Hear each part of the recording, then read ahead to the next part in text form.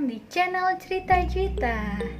Nah, untuk vlog pertama aku akan ngebahas tips dan pengalaman aku lahiran normal, lancar, dan tanpa induksi. Sebelumnya mohon bantuan untuk like dan subscribe video ini ya. Terima kasih. Tips yang pertama, rajin jalan kaki. Nah, rajin jalan kaki ini penting banget loh buat kalian lagi hamil tua, karena bisa menguatkan otot paha, panggul, dan juga betis, mengurangi resiko preeklampsia, dan mengurangi stres juga. Dulu ya, aku saking pengennya jalan kaki itu, aku mengajak suami aku ke Ragunan, tapi bukan buat lihat binatang, tapi buat muter-muter doang jalan kaki. Kalian tahu kan, Ragunan tuh luasnya kayak apa? Nah, emang sih hasilnya emang pegal banget itu kaki, tapi seenggaknya rasa perjuangan aku terbayarkan lah sama hasilnya gitu. Nah, yang kedua, bermain gimbal. Nah, bermain gimbal ini bisa jadi salah satu alternatif kalian nih. Aduh, maaf. Oke, jadi bermain gimbal ini bisa jadi alternatif kalian juga buat ngebantu proses lahiran yang normal juga. Sebenarnya bisa juga sih kalian ikut senam hamil, cuman kalau aku pribadi waktu itu daripada senam hamil, aku kan lagi kerja juga ya, jadi nggak ada waktu dan lumayan memakan biaya juga, jadi aku lebih milih beli aja. Gimbal murah kok di Shopee, atau bisa juga biasa disebutnya birthing ball ya. Nah, itu harganya itu di Shopee waktu itu aku beli kayaknya sekitar 60.000 deh. Kalian cari aja, banyak itu. Nah, untuk gerakannya sendiri itu kalian bisa cari di YouTube, cari gerakan-gerakan yang dasar. Gampang sih gerakannya, paling maju, mundur, terus naik, turun, puter kanan, terus puter kiri, kayak gitu-gitu aja sih. Nah, dengan main gimbal ini tuh bisa mengurangi rasa sakit punggung kalian dan mengurangi rasa tegang otot juga gitu. Pasti namanya lagi hamil sering kan sakit punggung gitu. Nah, itu dengan main gimbal bisa mengurangi rasa sakitnya juga tuh. Nah, untuk yang ketiga, sering jongkok. Buat kalian yang punya WC jongkok, ini salah satu keuntungan juga sih ya, karena mau nggak mau kita setiap ke kamar mandi harus jongkok dong. Nah, kenapa sih jongkok ini bisa ngebantu untuk proses persalinan? Karena dengan kita sering jongkok dapat membuka saluran dan jalan lahir pada panggul, sehingga memudahkan proses persalinan nantinya gitu. Nah, dulu aku sih seringnya squat jongkok juga, terus dan aku juga ngepel jongkok, walaupun ngepel jongkok tuh capek banget sih, tapi aku ngepel cuma satu kamar doang. Yang penting ada jongkoknya. Oke, sekarang lanjut yang ketiga, makan kurma. Kalau makan kurma itu disaranin jumlahnya itu ganjil ya dalam sehari. Jadi waktu itu aku pilih 5 butir sehari. Makan kurma ini katanya dapat membantu melunakkan leher rahim juga. Walaupun kata dokter aku sebenarnya kalau dari makanan itu nggak terlalu berpengaruh. Cuman ya, apa salahnya itu jadi salah satu ikhtiar kita ya kan. Nah, aku juga baca di internet, katanya dengan sering mengonsumsi kurma itu pada ibu hamil tua lebih besar untuk sebentar ya. Nah, lanjut ya. Tadi jadi makan kurmanya itu dalam jumlah ganjil sehari, dan berdasarkan yang aku baca, menurut penelitian itu ibu hamil yang mengkonsumsi kurma itu lebih besar tingkat persalinannya, itu lebih lancar dibanding yang tidak mengkonsumsi kurma gitu. Nah, selanjutnya ada lagi tips makan nanas. Kenapa? Makan nanas ini mengandung enzim bromelain yang dapat membantu melunakkan leher rahim. Waktu itu aku seringnya sih makan nanas madu yang sering diabang-abang. Aku waktu itu sering minta suami aku beliin sih, soalnya rasanya enak juga gitu. Nah, untuk selanjutnya yaitu yang paling penting nih kata dokter aku ya, berhubungan intim dengan suami gitu. Berhubungan intim dengan suami ini penting banget, dan ini merupakan salah satu cara untuk induksi alami juga. Dengan berhubungan intim itu dapat mendorong pelepasan hormon oksitosin. Selain itu, sperma itu mengandung hormon mengandung hormon prostaglandin yang dapat membantu melenturkan dan mematangkan serviks gitu. Jadi buat kalian yang lagi nunggu lahiran tapi belum ada tanda-tandanya, sering-sering berhubungan sama suami ya. Dan yang terakhir adalah berdoa. Dulu aku setiap sholat itu selalu berdoa sama Allah, semoga proses lahiran aku itu berjalan normal, lancar, anak aku juga lahir sehat dan tanpa kurang apapun. Alhamdulillah banget Allah mendengar doaku juga gitu.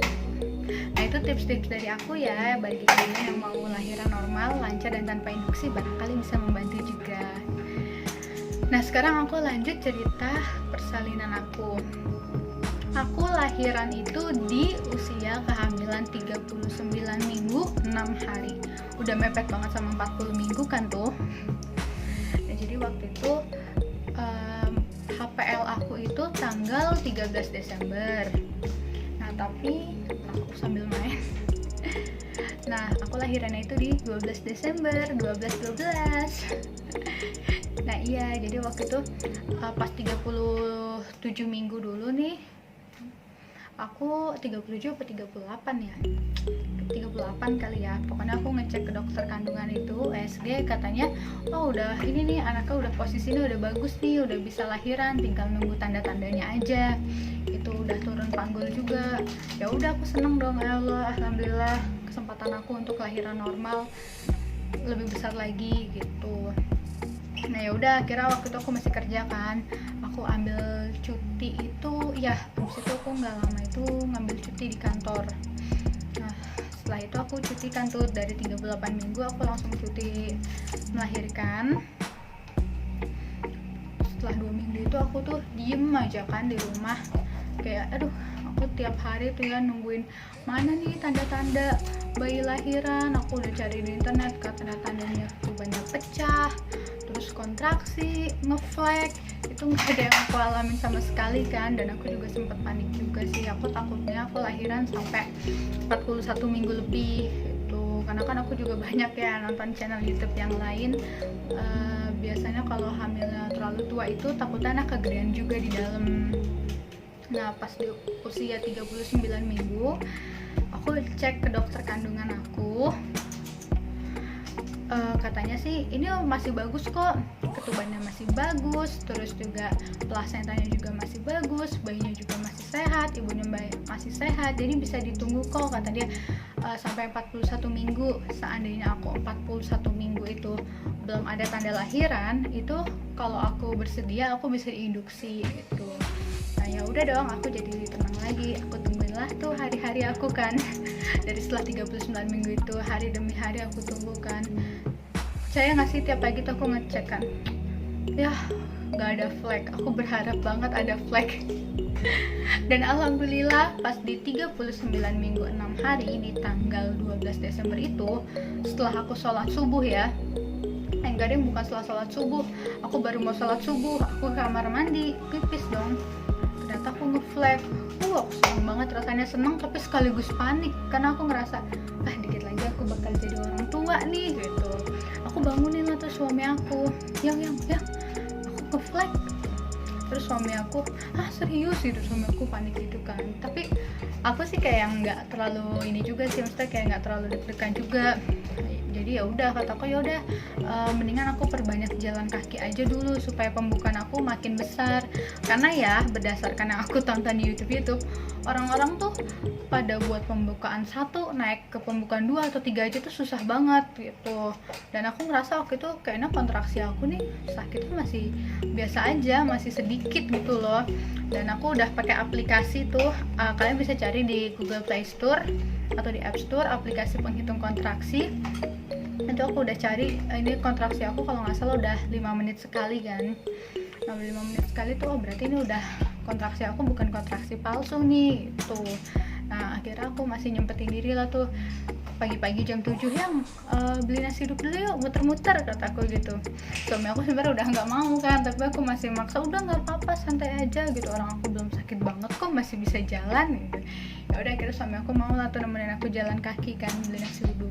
Setelah dari beli nasi uduk itu, udahlah makin intens. Di pemberitahuan aplikasi itu, aku udah disuruh go to hospital kan.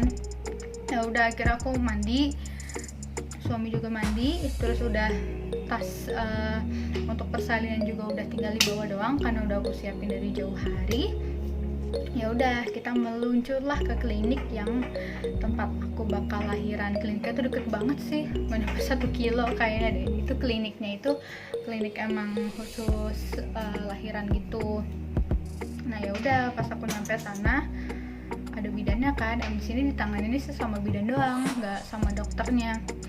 dicek sama bidannya, wah udah pembukaan 8 nih. Wah aku kaget dong, serius udah pembukaan 8? Soalnya aku nggak ngerasa sakit banget. Kalau aku tonton orang-orang di YouTube itu tuh mereka pembukaan 1, 2 atau udah sakit banget gitu. Aku sampai gak percaya, serius Mbak ini udah pembukaan 8? Iya gitu, ini bagus nih, ya udah di sini aja dulu ya, kita tunggu sampai lahiran. Aku ke klinik tadi jam 10-an ya. Nah, ya udahlah tuh. Dan kalian tahu nggak sih pas dimasukin tangan bidannya ke dalam itu kita tuh rasanya sakit banget. Tapi ya mau gimana, emang harus dicek udah seberapa lebar.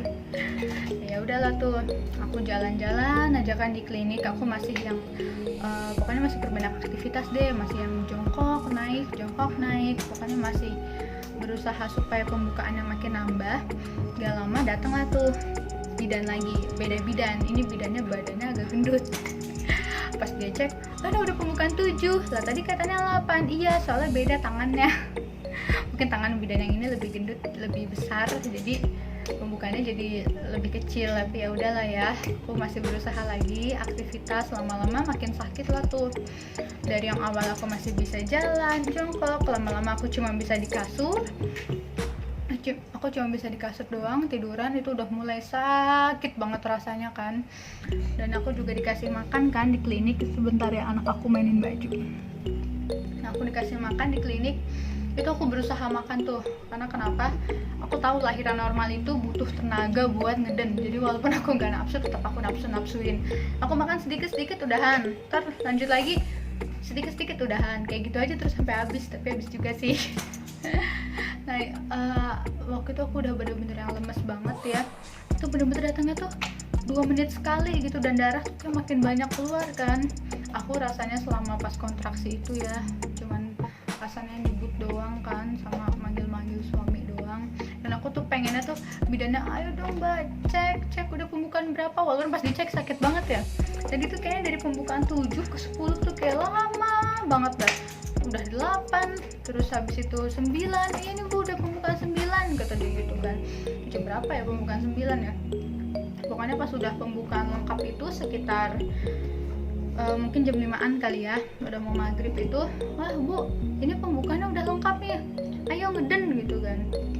Nah aku juga udah belajar nih cara ngeden sama belajar nafas saat kita mau lahiran gitu kan.